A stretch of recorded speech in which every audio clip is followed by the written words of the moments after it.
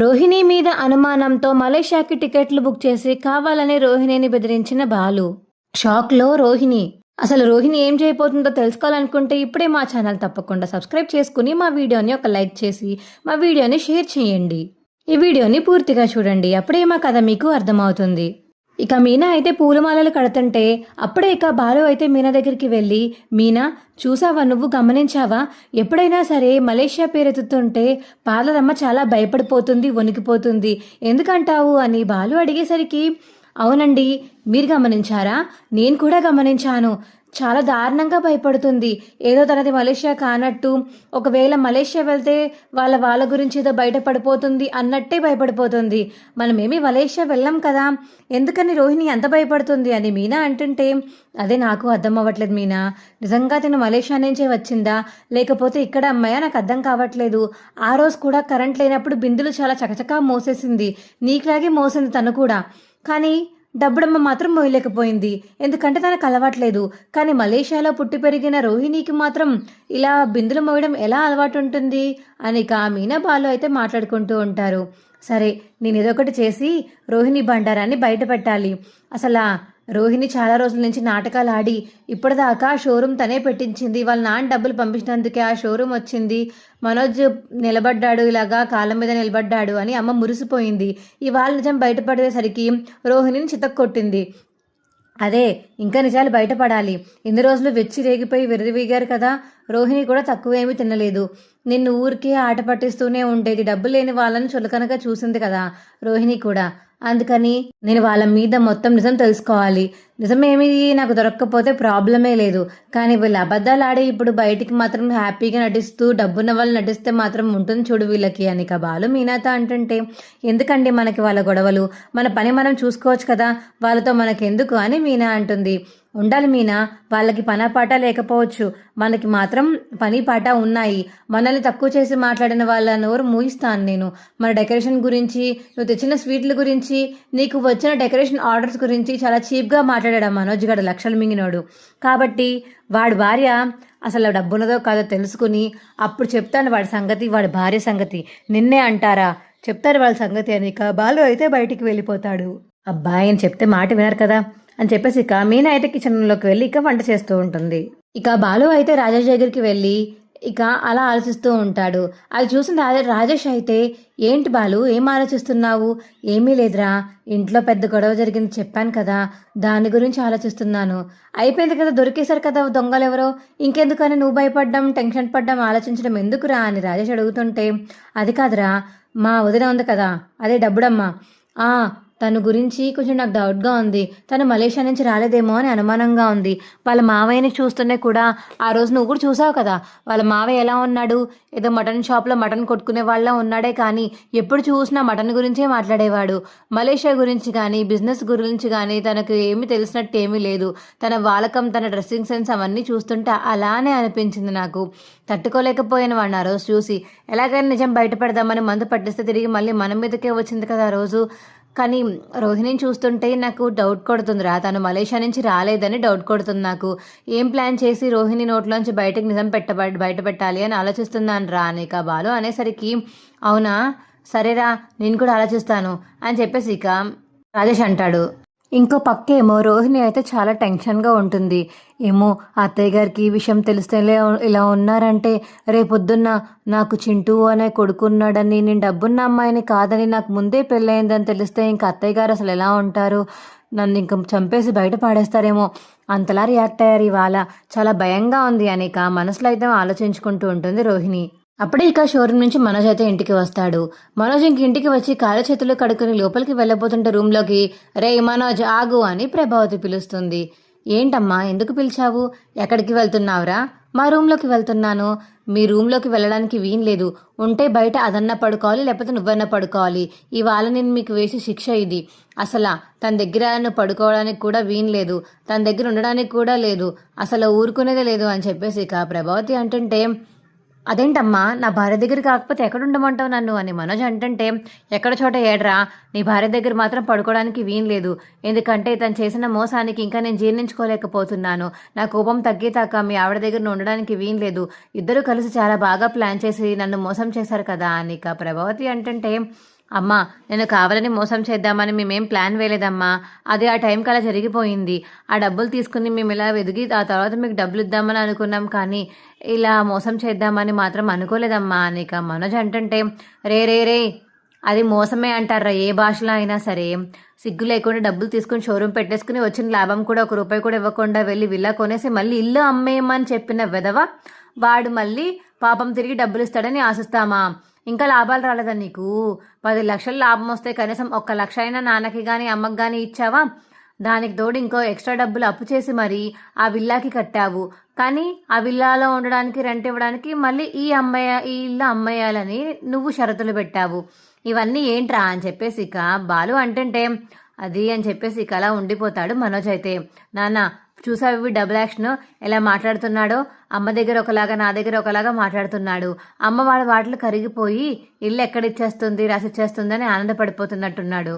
రేయ్ ఇల్లేమి రాయదు, నీ అప్పేమి తీరదు, కానీ నీ పన్ను చేసుకో, అర్థమవుతుందా? ఇప్పటికే నువ్వు చాలా పెద్ద కన్నం పెట్టావులే, కానీ ఇప్పుడు ఆ కన్నం పూచడానికి చాలా టైం పడుతుంది.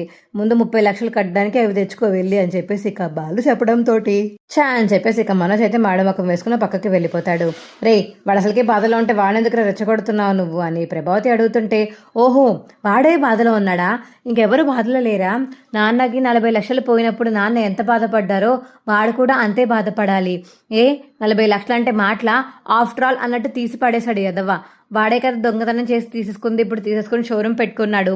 పోనీ ఒక్క పాపం కృతజ్ఞతగా కొంచెం రిగ్రెట్గా ఫీల్ అయినా సరే కనీసం ₹1 అయినా సరే, ₹1 లేకపోతే ₹1000 ₹1,00,000 తీసుకొచ్చి ఎప్పుడన్నా మన చేతిలో పెట్టాడా?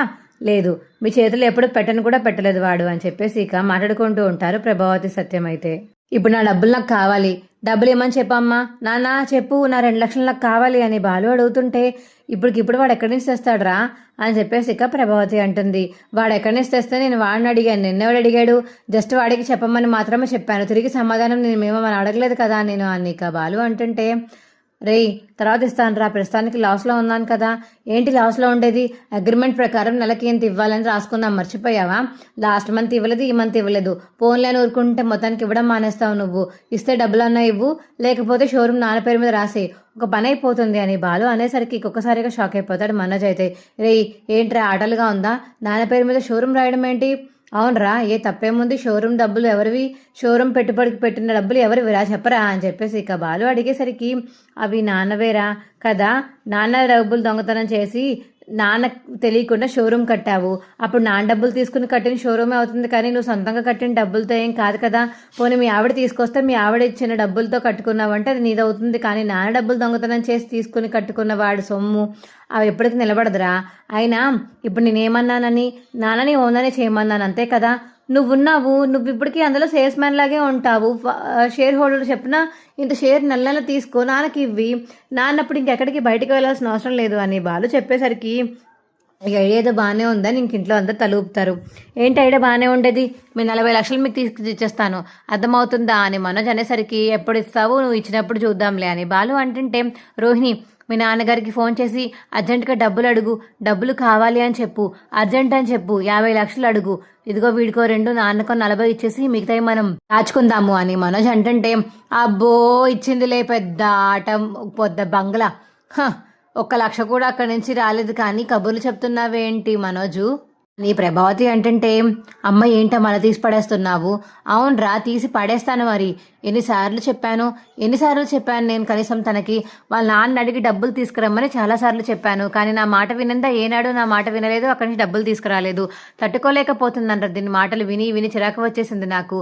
ఇప్పుడు కూడా నువ్వు మళ్ళీ తననే అడుగుతున్నావంటే ఇక డబ్బులు వచ్చినట్టేలే అని చెప్పేసి ఇక ప్రభావతి అంటుంటే అమ్మా అలా అనకు, రోహిణి వాళ్ళ నాన్నగారు డబ్బున్న వ్యక్తి కాబట్టి ఆయన ఖచ్చితంగా డబ్బులు పంపుతారు, నువ్వేం టెన్షన్ పడకు అని మనోజ్ అంటుంటే పంపించండి, అక్కడి నుంచి డబ్బులు పంపిస్తారో ఏం చేస్తారో నాకు అనవసరం, నాకు మాత్రం నా 40 లక్షలు నాకు ఇచ్చేయాలి అని చెప్పేసి ఇక బాలు అంటుంటే మలేషియానా నాన్న అని చెప్పేసి ఇక తడబడుతూ ఉంటుంది రోహిణి. ఇప్పుడు కూడా డబ్బులు వచ్చేలా ఏం కనిపించట్లేదులే అని ఇక బాలు అనేసరికి రోహిణి మొహం చూసి అది అని చెప్పేసి ఇక రోహిణి తడబడుతూ ఉంటుంది ప్రభావతి అడిగే క్వశ్చన్స్కి. ఇక అక్కడి నుంచి అయితే ఇదేంటి పాదరమ్మ ఏంటి ఇంత టెన్షన్ పడిపోయి ఇంత చెమటలు పట్టేస్తున్నాయి. మలేషియా అంటే చాలు ఇలా చెమటలు పడుతున్నాయి. నేను మీనా ఇందాక మాట్లాడుకున్న మాటలు నిజమేనమాట. ఖచ్చితంగా అయితే తను అసలు ఏం చేస్తుందో, మలేషియా నుంచి అసలు నిజంగా తనకు చుట్టాలు ఉన్నారో లేదో కనుక్కోవాలి. ఎలాగైనా ప్లాన్ వేద్దాము అని బాలు మనసులో అనుకుని ఇక బయటికి వెళ్ళి కావాలని ఫేక్గా ఉన్న ఫ్లైట్ టికెట్స్ అయితే తీసుకొచ్చి ఇంక ఇంట్లో అందరికీ చూపిస్తాడు. ఏంట్రా ఇవి? ఏం లేదు, రోహిణి అదే పార్వతమ్మ వాళ్ళ నాన్నగారిని చూద్దామని ఫ్లైట్ టికెట్లు బుక్ చేసి తీసుకువచ్చాను. ఒకసారి మీరు ఏమైనా మలేషియా వెళ్తారా అని బాలు అడిగేసరికి, మలేషియానా ఇప్పుడెందుకు బాలు అని రోహిణి అంటుంది. వెళ్ళాలి పార్లలమ్మ, మీ నాన్నగారు ఎలా ఉన్నారో ఆయన బాగోగులు ఒకసారి చూడాలి కదా. అలాగే మీ కంపెనీలు ఎక్కడెక్కడ ఉన్నాయో, ఎంత డబ్బులు సంపాదిస్తున్నారో మీ నాన్నగారు అవన్నీ చూసి రావాలి కదా. మా అమ్మ కూడా ఆతృతగా ఉంటుంది. ఏ లక్షావతి అని బాలు అనేసరికి, అవును రోహిణి, నాకు కూడా దూరంగా ట్రిప్ వేయాలని ఉంది. ప్లీజ్ ప్లీజ్ తీసుకెళ్ళి రోహిణి, నేను కూడా వస్తాను. అలా తిరిగేసి అలా మనం ఎంజాయ్ చేసి మీ నాన్నగారికి ఒకసారి కనిపించి ఇంత అమౌంట్ కావాలని తీసుకుని వచ్చేయచ్చు కదా అని చెప్పేసి ప్రభావతి అనేసరికి, అత్తయ్య అలేలా అత్తయ్య, జైల్లో ఉన్నారు కదా నాన్న. ఏం పర్లేదు డబ్బుడమ్మా, జైల్లో ఉంటే మాత్రం ఏమైంది? మీ ప్రాపర్టీస్ చూపించడానికి మీకేం ప్రాబ్లం లేదు కదా. నువ్వు చూపించు, నీ ప్రాపర్టీస్ ఎక్కడున్నాయి ఏంటో నీకు తెలీదా? చిన్నప్పటి నుంచి ఎదిగావు కదా అక్కడే. అక్కడికి మహా అయితే ఒక కొన్ని సంవత్సరాల నుంచి ఉంటున్నావేమో. మీ నాన్నగారితో నువ్వు ఫోన్లో మాట్లాడేదానివి కదా జైల్లో పెట్టకముందు. సో అలా చెయ్యి, ఇలాగా వెళ్ళి చూపించు, అమ్మ వాళ్ళని కూడా తీసుకువెళ్ళి చూపించు. దాంతోపాటు ఇంకా టికెట్లు దొరికితే మేము కూడా వస్తాము. మీ నాన్నగారికి ఏదో ఒక పెద్ద విల్లా ఉంటుంది కదా, ఆ విల్లాలో రెస్ట్ తీసుకుంటాం మలేషియాలో అని ఇక బాలు అంటుంటే, అబ్బా బాలు చాలా పెద్దగా ఊహించుకుంటున్నావు అని రోహిణి అంటుంటే, ఏంటి నేను పెద్దగా ఊహించుకుంటున్నానా? పార్వతమ్మ నువ్వే కదా చెప్పావు మా అమ్మకి నీకు దాదాపుగా 300 కోట్ల ఆస్తి ఉంటుందని. అంత ఆస్తి ఉన్నాడు ఎవడు పెంకిటింట్లో ఉండడు కదా. ఖచ్చితంగా బిల్డింగ్లోనో విల్లాలోనో ఉంటారు. బిల్డింగ్ ఓల్డ్ అయిపోయినాయి కాబట్టి తనకు తాను ప్రశాంతంగా ఉండాలంటే విల్లానే కోరుకుంటారు కాబట్టి విల్లాకే వెళ్ళుంటారు. నువ్వేం టెన్షన్ పడాల్సిన అవసరం లేదు. అక్కడికి వెళ్ళాక మీకున్న ఏమన్నా ఉంటే అక్కడ చూసుకుని పడుకోండి అని చెప్పేసి ఇక బాలు అంటుంటే, అది కాదు బాలు. ఏంటి కాదు అంటే, మలేషియా నీకు తెలీదా? లేకపోతే ఎవరు లేరా? ఎదుగో మళ్ళీ టికెట్లు కూడా తీసుకొచ్చాను, వెళ్ళొచ్చు కదా అని రోహిణి అంటుంటే ఇక బాలు అయితే, అడ్డంగా నన్ను ఇరికించాడు టికెట్లు తీసుకొచ్చి. ఇప్పుడు వీళ్ళని తీసుకెళ్ళకపోతే నా పని అయిపోతుంది, తీసుకువెళ్తే కూడా నా పని అయిపోతుంది. ఏంటి నా పరిస్థితి ఇప్పుడు అని చెప్పేసి ఇక మనసులో అయితే అనుకుంటుంది రోహిణి. అది అత్తయ్య అది అని చెప్పేసి ఇక రోహిణి అంటుంటే, ఏంటి చెప్పు, పర్లేదు రోహిణి, ఎందుకని టెన్షన్ పడుతున్నావు? ఏం పర్వాలేదు, వెళ్దాం మనం. అక్కడికి వెళ్ళాక మీ నాన్నగారు చాలామందికి తెలిసే ఉంటారులే. గొప్ప గొప్ప బిజినెస్ మ్యాన్లు, డబ్బున్న వ్యక్తులు తెలుస్తారు కదా, ఫోన్లో సోషల్ మీడియాలో అప్లోడ్ చేసినప్పుడు వాళ్ళ గురించి తెలుసుకుంటాం కదా. అలాగే అక్కడికి వెళ్ళాక మీ నాన్నగారు ఫోటో చూపించు, అప్పుడు ఎవరో ఒకరు రిసీవ్ చేసుకుంటారు మనల్ని అని చెప్పేసి ఇక ప్రభావతి అంటుంటే, అత్తయ్య అది అది అని చెప్పేసి ఇక రోహిణి అయితే మళ్ళీ తడబడుతూ ఉంటుంది. నాకు అర్థమైపోయిందమ్మా, అసలు ఆ పాలనమ్మకి అక్కడ చుట్టాలే లేరు, అక్కడ ఎవరు తెలిసిన వాళ్ళు కూడా లేరు, కావాలని అది ఇది అని చెప్పేసి సాగదీస్తుంది. లేదు, నిజంగానే రోహిణికి అసలు ఎవ్వరూ లేరు అని చెప్పేసి ఇక మీనాబాలు అంటుంటే, నాకెందుకు లేరు, మా మావయ్యని చూసావు కదా నువ్వు అని చెప్పేసి ఇక రోహిణి అంటుంది. మీ మావయ్యని చూశాను, కానీ మలేషియాలో తప్ప ఇండియాలో బోల్డ్ సార్లు చూశాను.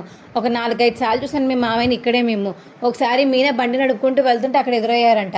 ఇంకొకసారి ఏమో ఇదిగో మీరు అందరూ ఉన్నప్పుడు గుళ్ళో కనిపించారు కదా, అది అలా అప్పుడప్పుడు కనిపిస్తూనే ఉన్నారు. అసలు ఆయన మలేషియాలో ఉంటున్నారా ఇండియాలో ఉంటాడా అనేది ఆయనకి తెలియదేమో మరి, లేకపోతే కావాలని మీరు నాటకాలు ఆడుతున్నారు, ఎవరికి తెలుసు అని బాలు అనేసరికి, బాలు నోట్లోంచి మాటలు మర్యాదగా రాని, ఏదో ఒక తప్పు చేశానని అన్ని తప్పులు నా మీదకే వేస్తారా? ఇది అన్ని తప్పులు వేయడం కాదు పాదమ్మ, నీకు అర్థమవుతుందా? నువ్వు చాలా పెద్ద అబద్ధం ఆడావు. 40 లక్షలు తీసుకొచ్చి ఆ డబ్బులు మీ నాన్నగారు పంపారని అబద్ధాలు ఆడావు. అలాంటిది అప్పుడు మీ నాన్నతో మాట్లాడుతున్న టైం ఇప్పుడు మీ నాన్నతో మాట్లాడడానికి టైం ఇవ్వట్లేదా వాళ్ళు? అబద్ధాలు ఆడుకు. అంతకీ నువ్వు ఇలా అబద్ధాలు ఆడావంటే మాత్రం డైరెక్ట్గా నేను తీసుకెళ్లకుండా ఫ్లైట్ టికెట్ తీసుకుని మీ నాన్నగారి పేరు చెప్పి మొత్తం వెతుక్కుని వస్తాము. కాకపోతే ఆయన ఎలా ఉంటారో మాకు తెలియదు కాబట్టి మేము ఇంకా వెతకలేదు అని చెప్పేసి ఇక ఇంట్లో వాళ్ళందరూ రోహిణి అయితే తిడుతూ ఉంటారు. చెప్పు రోహిణి, నిజంగానే నీకు మలేషియాలో ఎవరూ లేరా? ఎందుకని మలేషియా పేరైతే అంత తడబడుతున్నావు? ఏది మీ నాన్నకి కానీ మీ మామయ్యకి కానీ ఫోన్ చేసి స్పీకర్ పెట్టు. అసలు నువ్వు నెంబర్ ఉందో లేదో సేవ్ చేసావో లేదో, అసలు నిజంగా నీకు ఉంది వెనకట్ల ఎవరూ లేరా? లేకపోతే కావాలని డబ్బున్న అమ్మాయిని నటించావా? ఇవన్నీ చెప్పు రోహిణి, నిజం చెప్పు అని ఇక బాలు అడిగేసరికి ఇక షాక్తో టెన్షన్తో రోహిణి అయితే అలా చూస్తూ ఉండిపోతుంది. ఇదేంటి అలా చూస్తూ ఉండిపోతే ఏమిటి అర్థం? చెప్పు పార్లరమ్మా అని బాలు అడిగేసరికి, అది ఇక్కడ దాకా వచ్చింది కాబట్టి చెప్తున్నాను అత్తయ్య.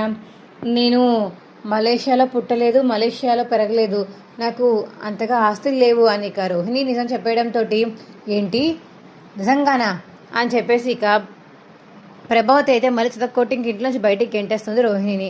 ఇక అదా కలగా ఊహించుకుని రోహిణి అయితే అమ్మో ఇలా చెప్తే ఖచ్చితంగా నన్ను ఇంట్లోంచి బయటికి కూడా గెంటేస్తుంది, మన చిన్న విషయానికి చితక్కొట్టింది, ఈ విషయానికి ఇంకేం చేస్తుందో ఏంటో ఈవిడ చెప్పే మామూలుగా ఒకటి కహాని చెప్పేయాలి అని మనసులో అనుకుని లేదు లేదు నిజంగానే మా నాన్నగారు అక్కడ ఉన్నారు, ఆయన జైల్లోంచి బయటికి వస్తే కానీ ఆయనని బయటకి మనల్ని చూడడానికి కూడా అలౌ చేయరు, అందుకని ఇన్ని రోజులు మిమ్మల్ని నేను తీసుకువెళ్ళలేదు, మనం వేరే ప్లేస్కి ఏమన్నా వెళ్దాంలే, మా నాన్నగారి గురించి తర్వాత చూద్దాము అని ఇక రోహిణి చెప్పేసరికి లేదు పార్వరమ్మ, నీ మీద అనుమానంతోనే నేను ఫ్లైట్ టికెట్లు తీశాను, నువ్వు ఇలా అంటావని నాకు తెలుసు, ఇలా అంటావనే నీ నీ నోటితో చేత ఇలా చెప్పిద్దామని చెప్పేసి నేను ఇలా నాటకం ఆడాను, ఫ్లైట్ టికెట్లు తీసుకొచ్చి అని చెప్పేసి ఇక బాలు అంటే ఏంట్రా దీనికి అర్థం ఏంట్రా అని మనోజ్ అంటాడు. ఆ మాత్రం అర్థం కావట్లేదా, నువ్వేనాడైనా మనిషి ఆ పేరెత్తు ఖచ్చితంగా రోహిణి వణికిపోతుంది, చెమటలు పట్టేస్తాయి, వద్దు ఎందుకు అని చెప్పి ఇంకా ఆ ప్లేస్కి వెళ్ళనివ్వకుండా ఎలాగైనా మనందరినీ ఆపేస్తుంది, నేను గమనించాను అని ఇక బాలు చెప్పేసరికి ఇంక ఇంట్లో వాళ్ళందరూ కోపంగా అయితే రోహిణిని చూస్తూ ఉంటారు.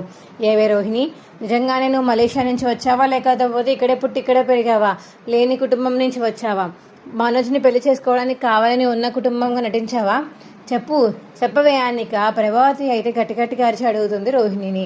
మా వీడియో మీకు ఎలా అనిపించిందో కింద కామెంట్ సెక్షన్లో తెలియచేయండి.